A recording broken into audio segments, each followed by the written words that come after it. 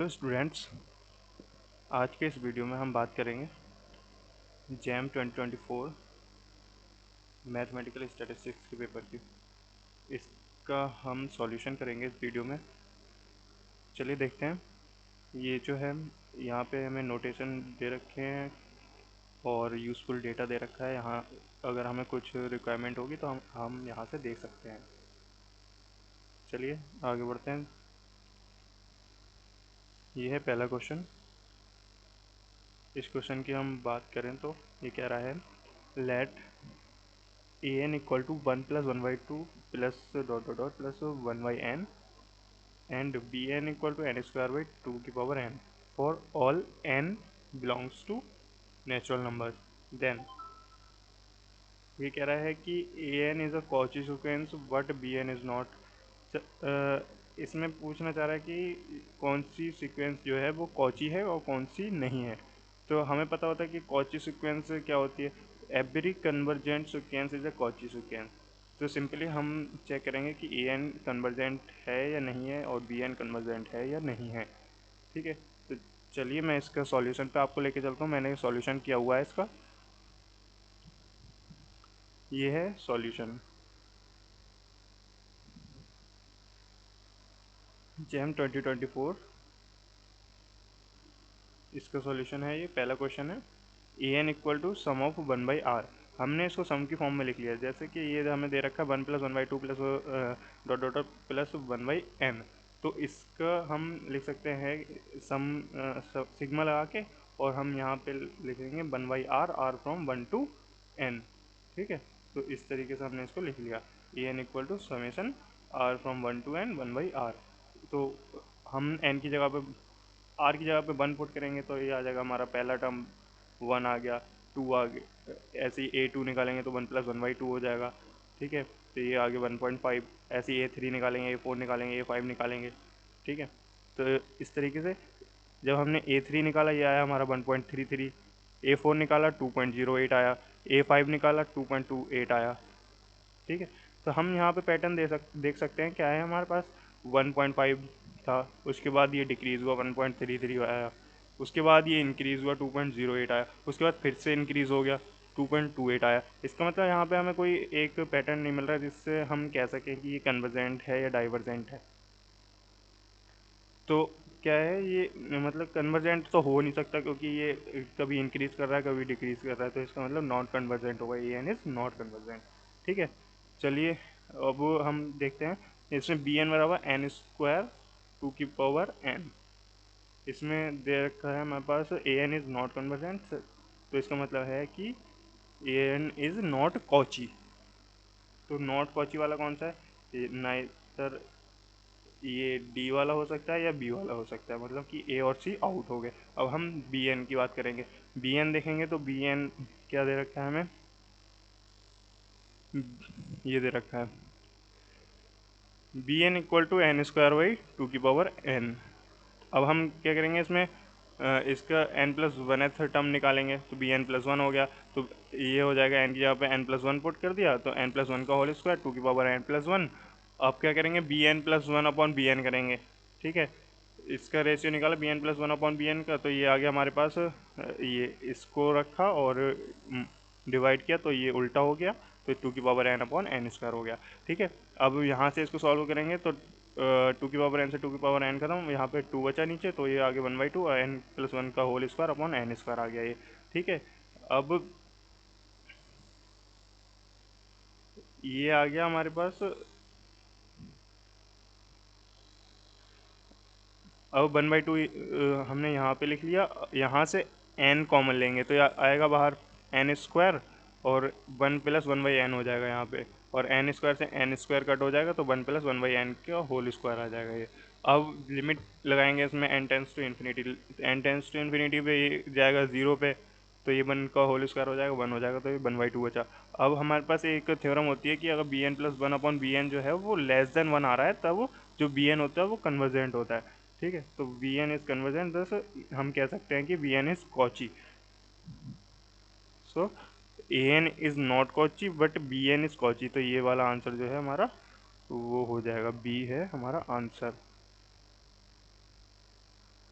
ठीक है, चलिए दूसरा क्वेश्चन देखते हैं। दूसरा क्वेश्चन कह रहा है let F X Y equal to 2x की power 4 minus 3y² for all X Y belongs to set of real number. ठीक है, देन कह रहा है F has a point of local minima, point of local maxima, has a saddle point. F has no point of local minima, no point of local maxima और no saddle point. ठीक है, तो इसको हमारे पास एक टेस्ट होता है R T minus S square करके जो होता है, उसको यूज़ करेंगे। चलिए मैं लेके चलता हूँ आपको सॉल्यूशन पे कैसे किया हुआ है मैंने। ये है हमारा second question, f x comma y equal to 2x की power 4 minus 3y² for every x comma y belongs to R square. ये हमारा क्वेश्चन था। ठीक है, ये हमारा क्वेश्चन था। अब क्या करेंगे, हम इसका डेरिवेटिव निकालेंगे। First derivative with respect to x, ये है first derivative with respect to x. ठीक है, पार्शियल डेरिवेटिव होगा ये। तो ये हो जाएगा हमारे पास 4 8 और एक एक्स की पावर 3 आ जाएगा ये हमारे पास। तो ये आ गया, और ये बाई का होगा एक्स के रिस्पेक्ट में, तो ये ज़ीरो हो जाएगा क्योंकि ये कांस्टेंट होगा पार्शियल डेरिवेटिव में। तो ये हो जाएगा 8x³ सेकेंड डेरिवेटिव करेंगे विद रिस्पेक्ट टू एक्स, तो ये हो जाएगा हमारे पास 24x²। इसको हम लेट कर लेंगे r। अब फर्स्ट डेरिवेटिव फिर से करेंगे विद रिस्पेक्ट टू बाई, तो इसका फिर से फर्स्ट डेरिवेटिव करेंगे विद रिस्पेक्ट टू बाई, तो ये आ जाएगा हमारे पास -6/, 3 2 6 और ये बाई की पावर 1, तो ये आ जाएगा -6/। और सेकंड डेरिवेटिव करेंगे बाई के रिस्पेक्ट में, तो ये आ जाएगा हमारे पास -6। ये हो गया हमारा टी, इसको लेट कर लेंगे टी। अब फर्स्ट डेरिवेटिव एक्स के रिस्पेक्ट में प्लस सेकंड डेरिवेटिव बाई के रिस्पेक्ट में, तो इसको अगर हम बाई के रिस्पेक्ट में करेंगे तो ये तो हो जाएगा ज़ीरो, क्योंकि यहाँ पे कोई बाई का टर्म है ही नहीं, इसलिए ये हो गया हमारे पास ज़ीरो। इसको लेट कर लिया एस। अब हमारे पास थ्योरम होती है R T minus S square. तो R T minus S square जब करेंगे R into T, R into T हो गया, और एस स्क्वायर जो है वो ज़ीरो ही रहेगा। तो जब हम इन दोनों की मल्टीप्लाई करेंगे, इसकी और -6 की, तो -6 × 24x², और जब हम इसमें जीरो पुट करेंगे तब ये आ जाएगा हमारे पास ज़ीरो। तो R T minus S square zero हो जाएगा, thus f x y has a saddle point at 0 0।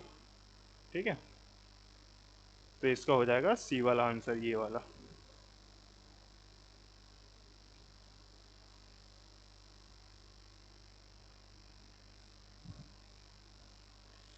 Question number 3 है, ये तो बहुत आसान क्वेश्चन है। इसमें क्या करेंगे हम, लेट ए बराबर, ये मैट्रिक्स दे रखी है, वी आर रियल मैट्रिक्स, और ए डी बराबर 1 है।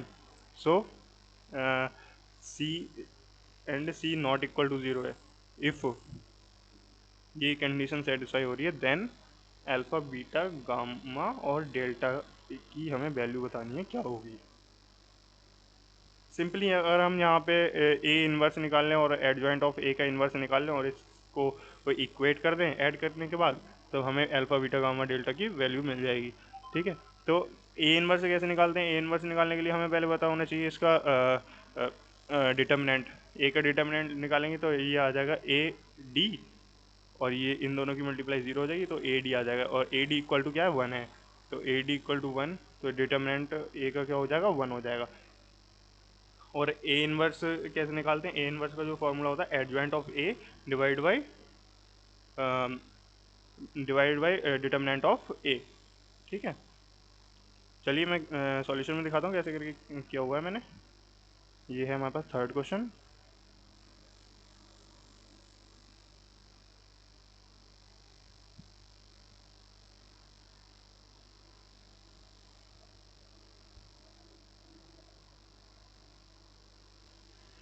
ये हमारे पास ए मैट्रिक्स दे रखी है और इसका डिटर्मिनेंट निकाला हमने, तो डिटर्मिनेंट आ गया ए डी इक्वल टू 1। अब हम इसका एडजॉइंट निकालेंगे, adjoint of A equal to क्या हो गया हमारे पास, ये जो होता है जो 2/2 की मैट्रिक्स होती है, तो इसका एडजॉइंट निकालने के लिए क्या करते हैं, डायगोनल के एलिमेंट चेंज कर देते हैं और नॉन डायगोनल के साइन चेंज कर देते हैं।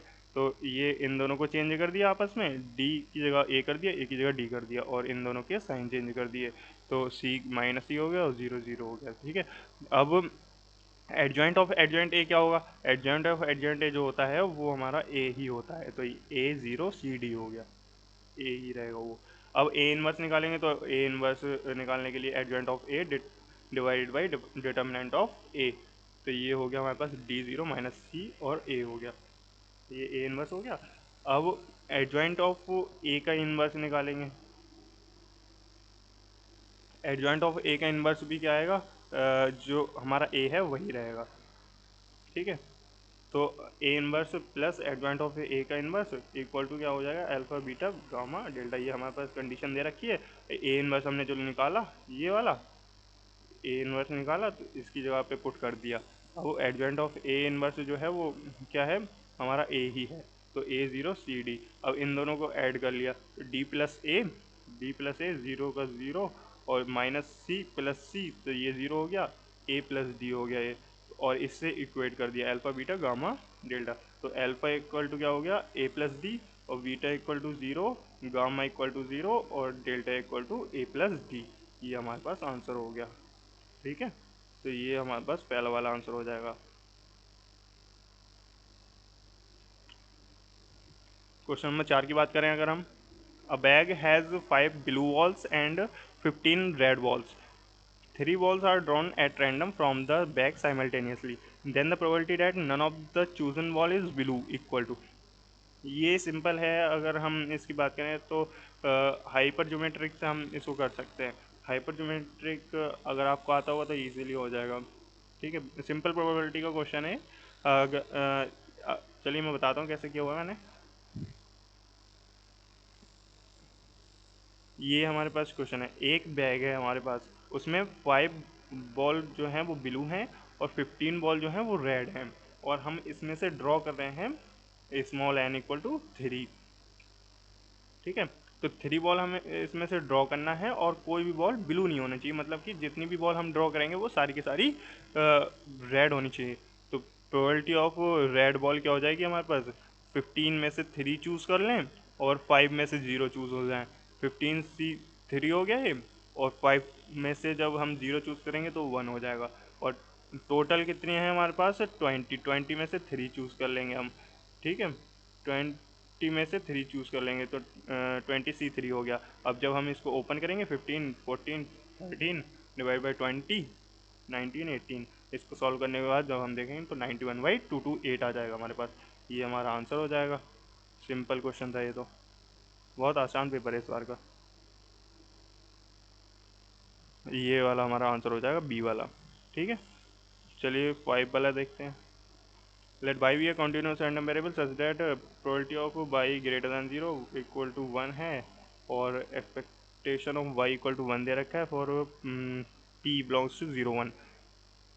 जाई पी डिनोट कर रहा है p th quantile of the probability distribution of the random variable Y, then which of the following statement is always correct. तो पी एच क्वांटाइल जो हमें पता होता है क्या होता है, सी डी एफ जो है वो less than equal to p होना चाहिए, ठीक है। चलिए मैं बताता हूँ कैसे किया हुआ है मैंने इसको। ये है हमारे पास 5 नंबर क्वेश्चन, ये हमारे पास पीडीएफ दे रखा है। एफ एक्स क्या है, वो ज़ीरो है जब Y less than equal to zero है, ये Y less than equal to zero है तब ज़ीरो है, और बाई ग्रेटर देन ज़ीरो है तब 1 है, ठीक है। बाई ग्रेटर देन ज़ीरो है तब 1 है, Y less than equal to zero है तब ज़ीरो है, ठीक है। अब हम सी डी एफ निकालेंगे, जो हमारे पास पी एथ क्वांटाइल है, मतलब कि 75th क्वांटाइल, मतलब हम इसको लिख सकते हैं 0.75, ठीक है। तो ये आ गया हमारे पास 0 से 0.75 के लिए हम इसको इंटीग्रेट करेंगे 1 डी वाई इक्वल टू ये आ जाएगा 0.75, जो कि लेस देन इक्वल टू है 4 से, और 25th क्वांटाइल जो होगा हमारे पास 0 से 0.25 तक मल्टीप्लाई करेंगे इसको, ये हो गया हमारे पास सी डी एफ, तो 1 डी वाई इक्वल टू 0.25, ठीक है। तो ये भी हमारे पास लेस देन 4 है बट नॉट इक्वल टू 2 है। तो देखते हैं हम ऑप्शंस क्या क्या दे रखे हैं। 75th क्वांटाइल जो है वो ग्रेटर देन इक्वल टू 5 है, नहीं है। लेस देन इक्वल टू 4 है, हाँ है। और 25th क्वांटाइल जो है वो हमारे पास 4 से बड़ा है, नहीं है।